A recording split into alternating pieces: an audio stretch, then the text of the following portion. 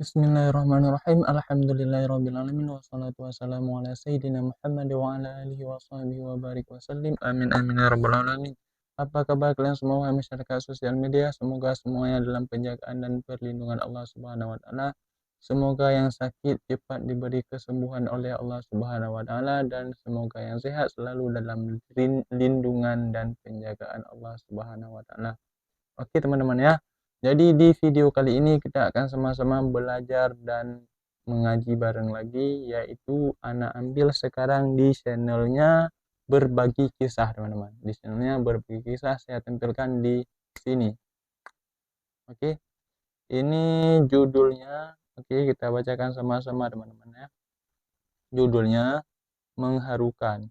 Kisah Abu Dujanah yang membuat Rasulullah menangis berderai air mata. Nah, jadi teman-teman kan ada cerita di balik kenapa Ana membuat video ini. Jadi tadi siang saya kan mengaji kan sama guru saya, nama panggilan guru saya Abati kan.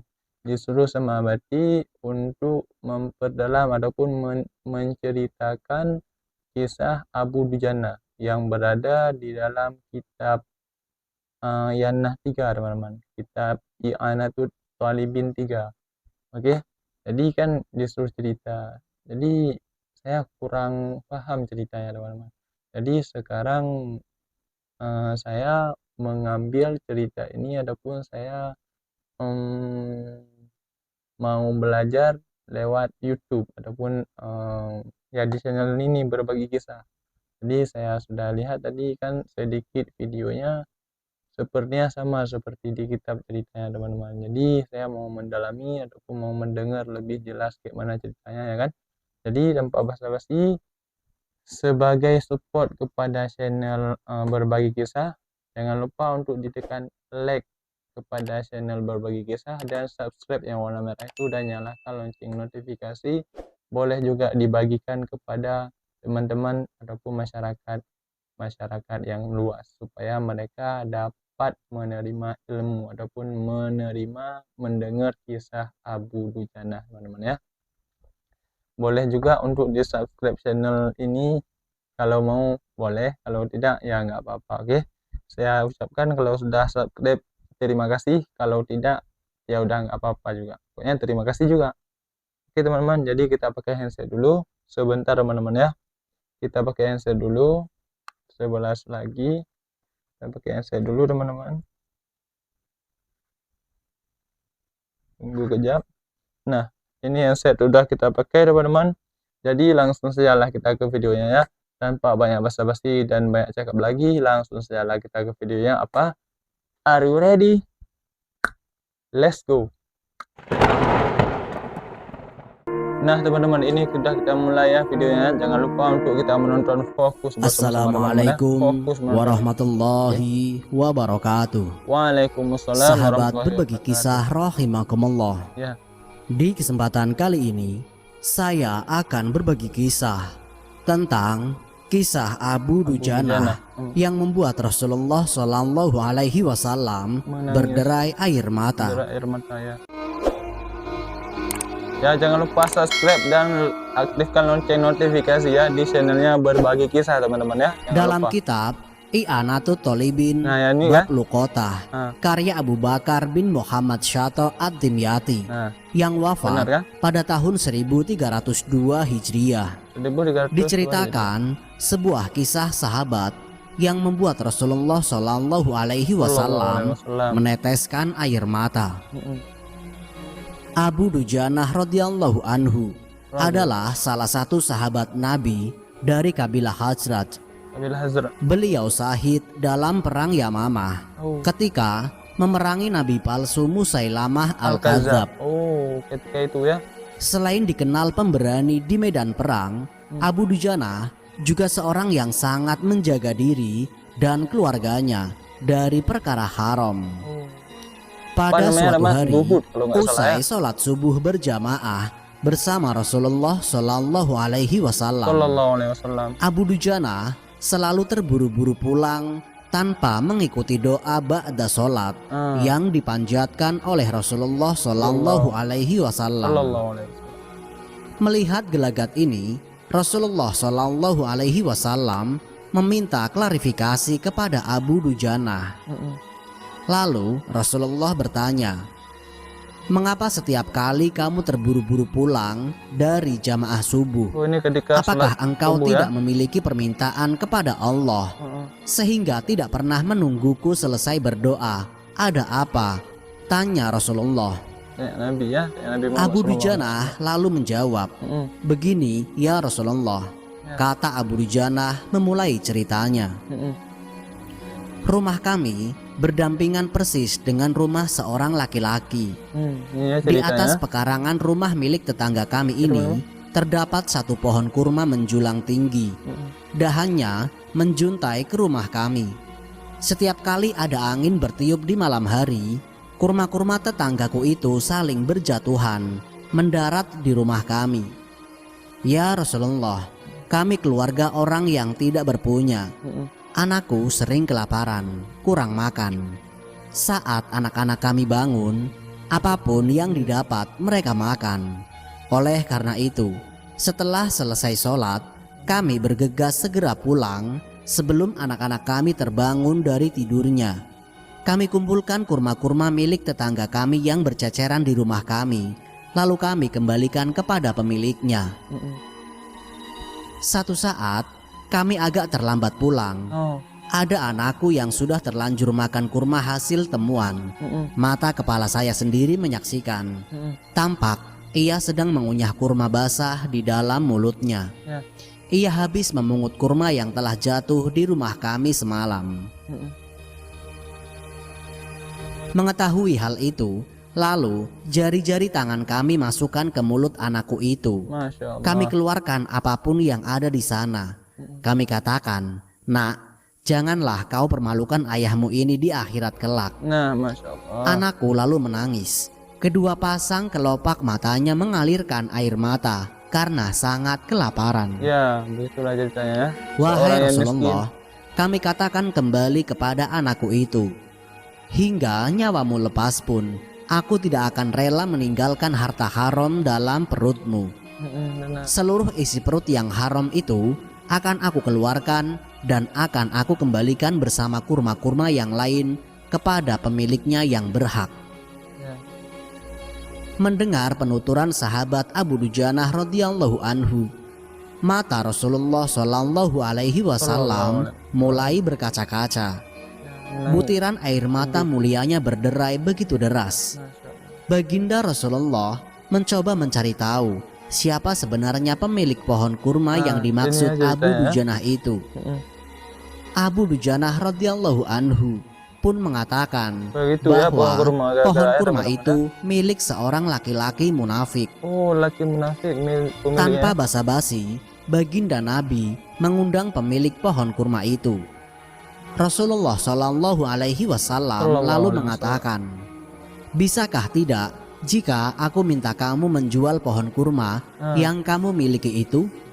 Aku akan membelinya dengan 10 kali lipat dari pohon kurma itu sendiri."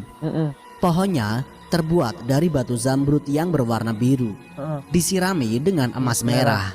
Tangkainya dari mutiara putih. Di situ tersedia bidadari yang cantik jelita sesuai dengan hitungan buah kurma yang ada. Kata Rasulullah Shallallahu Alaihi Wasallam menawarkan. Masya Allah, banyak kali ya. Laki-laki munafik ini lantas menjawab dengan tegas, "Saya tidak pernah berdagang dengan memakai sistem jatuh tempo. Saya tidak mau menjual apapun kecuali dengan uang kontan dan tidak pakai janji kapan-kapan." Tiba-tiba sahabat setia Sayyidina Abu Bakar As-Siddiq radhiyallahu anhu datang. Lantas berkata, "Ya sudah, aku beli dengan 10 kali lipat dari tumbuhan kurma milik Pak Fulan yang varietasnya tidak ada di kota ini, lebih bagus jenisnya." Si munafik pun kegirangan sembari berujar, "Ya sudah, aku jual." Berarti begitu ceritanya. Sayyidina Abu Bakar menyahut, "Bagus, aku beli." Setelah sepakat, ini udah Abu sah ya, Bakar As-Siddiq radhiyallahu anhu langsung menyerahkan pohon kurma itu kepada Abu Dujanah radhiyallahu anhu. Tadi 10 ya teman-teman. Rasulullah Shallallahu alaihi wasallam bersabda, "Hai Abu Bakar, aku yang menanggung gantinya untukmu." Mendengar sabda Nabi itu, Abu Bakar As-Siddiq radhiyallahu anhu bergembira bukan main. Begitu pula Abu Dujanah. Sedangkan si munafik berjalan mendatangi istrinya, lalu mengisahkan kisah yang baru saja ia alami. "Aku telah mendapatkan uang banyak hari ini. Aku dapat 10 pohon kurma yang lebih bagus. Padahal kurma yang aku jual itu masih tetap berada di pekarangan rumahku. Aku tetap yang akan memakannya lebih dahulu. Dan buah-buahnya pun tidak akan pernah aku berikan kepada tetangga kita itu sedikit pun." Begitulah ya kata orang Malamnya, munafik, si munafik perkataannya kepada dan istrinya bangun teman-teman di pagi harinya. Tiba-tiba pohon kurma yang ia miliki berpindah posisi menjadi berdiri di atas tanah milik Abu Dujanah radhiyallahu anhu. Dan seolah-olah tidak pernah sekalipun tampak pohon itu tumbuh di atas tanah si munafik. Tempat asal pohon itu tumbuh rata dengan tanah. Ia keheranan tiada tara. Kok bisa kan tiba-tiba berpindah dari tanah itu kepada tanah Abu dan Dujanah. Pohon kurma yang membuat Rasulullah Shallallahu alaihi wasallam menangis. Hikmah yang kita petik dari kisah ini adalah kehati-hatian para sahabat menjaga diri dan keluarganya dari makanan yang haram.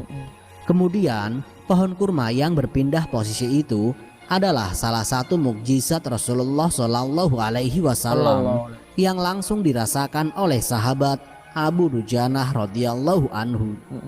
Wallahu a'lam bishawab. Semoga kisah ini dapat memberikan manfaat bagi kita semua.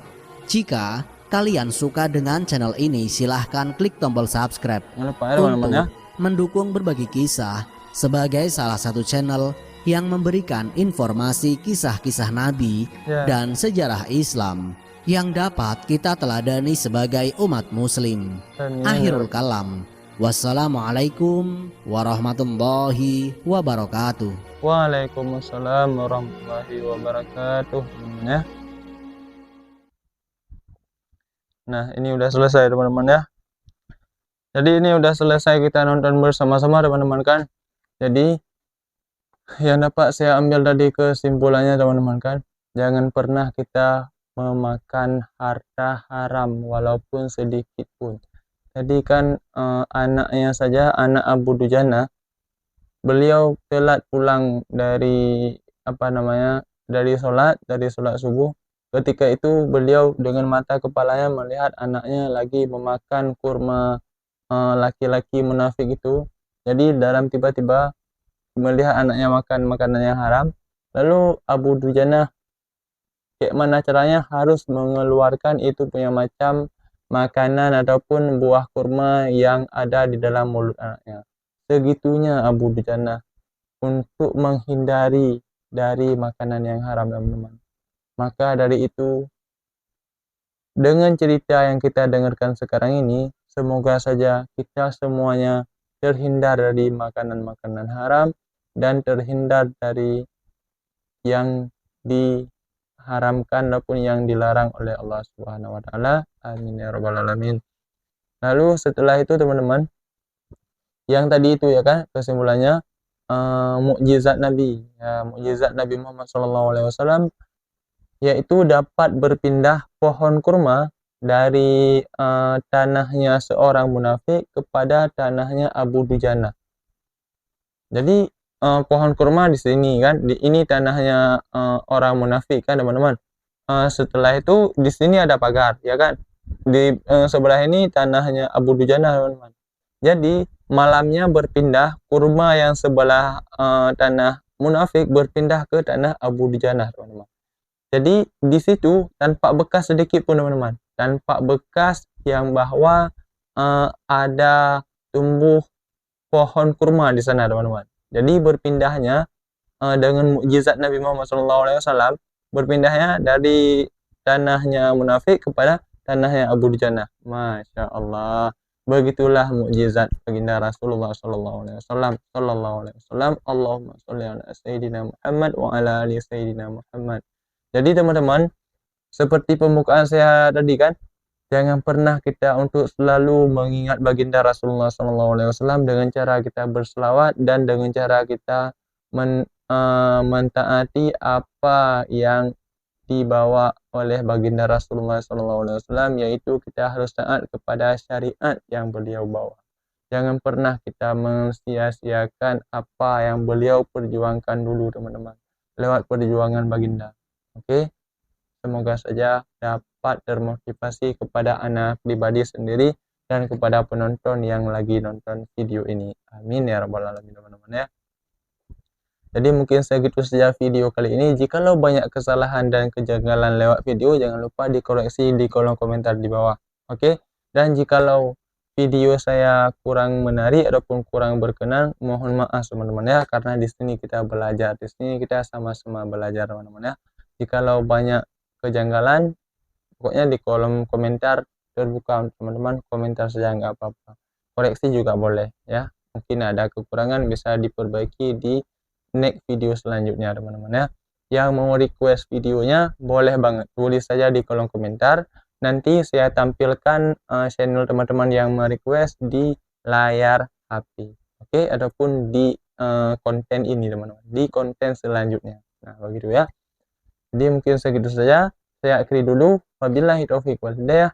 Wassalamualaikum warahmatullahi wabarakatuh teman-teman. Dadah.